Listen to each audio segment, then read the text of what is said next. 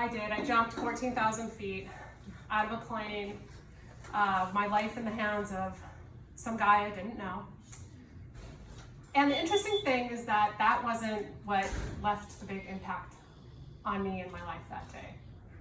It was something that happened that day with my kids. And I have 3 kids. I have a stepdaughter, Olivia, who's 21, and my daughter Chloe, who's 18, and my other stepdaughter, Sophie, who's 18. And this past summer, she had said when I turn 18, I want to go skydiving. And I said, cool, let's all do it. And so we made plans for when we were in Arizona visiting her where she goes to school in Phoenix at Thanksgiving to go skydiving. And I made the reservation for Saturday morning because we definitely didn't want to go on Friday morning after we'd eaten so much the night before. So that week we were at our Airbnb watching the rain come down on Thursday and Friday. And Saturday morning we all woke up and the sun was really clear and the sky was clear and it was like, okay, we're doing this. And so we got in the car, and the 5 of us, my husband Mike as well, and we drove to the little regional airport, and we went to the little they have this cute little hangar, and it was this kind of mom and pop organization that was run by this lovely woman named Melissa and her husband Shane. And they asked us some questions, and we kind of figured out what we wanted to do, and they said, so for an extra $30, you can go from 11,000 feet up to 14,000 feet to jump. That'll give you a little bit more time free falling. And I was like, yeah! So we did that. And then after we signed about filing cabinets worth of paperwork, we were taken to this really nice plush sofa and shown a short video about how what we were about to do could kill us, but probably wouldn't. But at least we were comfortable while we got to watch it, which was interesting.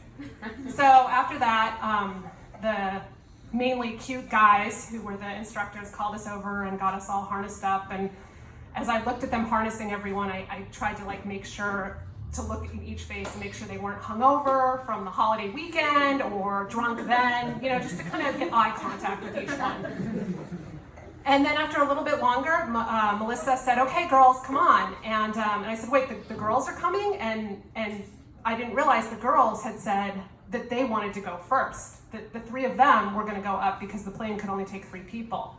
And they had volunteered. I hadn't even thought about that. My husband hadn't thought about it, but apparently they had, and they knew they wanted to go without us.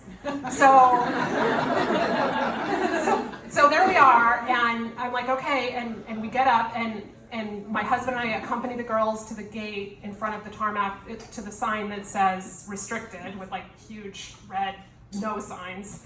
And we watch the girls go with these strangers, all wearing their harnesses, up to this little tiny plane, and they climb in. And the plane door shuts, and they kind of start taxiing, and I look at my husband, and I'm like, this is the most unnatural, weirdest feeling I've ever had. And he said, I know. And we were watching our kids get in this plane and sending them off into the air to 14,000 feet to jump out without us. And it was, I can't describe it, the feeling was strange. So I kind of did we make a mistake? Are we what? And then we go back in to get warm because it was actually a chilly day in Arizona, and we go into the little office, and I'm kind of, I'm pacing around a little, and this very kind woman who's another skydiver instructor says to me, do you want to go out to the jump site where they're going to land, and we can kind of follow, their dives or their jumps? And I said, sure. So she was very kind, and about 15 minutes later, because it takes that long to get up to 14,000 feet, takes us out, and she explains that what we need to look for are 3 little specks, because that's what they'll look like when they're free falling out of the plane. So we're looking up and we see the plane. It's really high. And all of a sudden I see this little black speck. And then I see another little black speck. And then there's this 3rd black speck. And I think, holy shit, they're doing it. I think in the back of my mind, I thought, I don't know. I didn't actually think that, but then to actually see my girls as 3 dots falling to earth in front of me was horrifying. And then one of them had this beautiful pillowy parachute open behind her. We couldn't see which one was which. We had no idea. And then the other one had a beautiful pillowy parachute open behind her. And then the other spec just kept falling. And the woman, the instructors said, we heard her say to no one in particular, "Oh, come on, open sesame." And my husband and I are just like, we were speechless, like, what? Then the parachute opened. And I looked up at my three daughters dangling through, going through the air with these lovely, soft, billowy parachutes. And it dawned on me then that they were done. They were cooked. They were adults.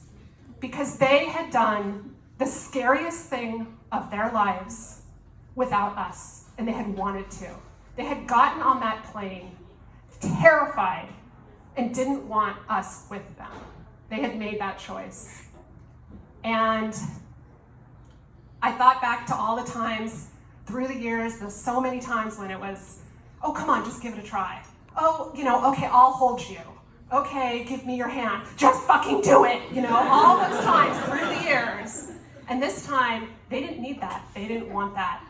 And not only that, but they were up there doing that, and they were badass adults. They weren't just adults. They were young, fierce young women. And my pride and my husband's pride at that moment was beyond any parental pride I think I've ever experienced. And the fact that it was 3 step siblings together doing this. They're not step siblings, they're sisters.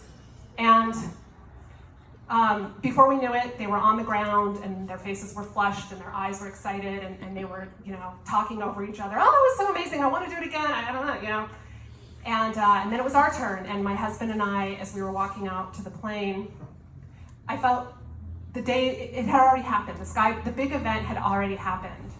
And as we climbed up in the airplane up to 8, 10, 12,000 feet, my knees were knocking. I was so afraid, and yet I thought to myself, if something were to happen, our kids are fine, like really fine. They're not just fine, they're these amazing, powerful young women, and they have each other's backs. And the guy that I was strapped to, who I didn't know, kind of nudged himself over to the door, and I jumped.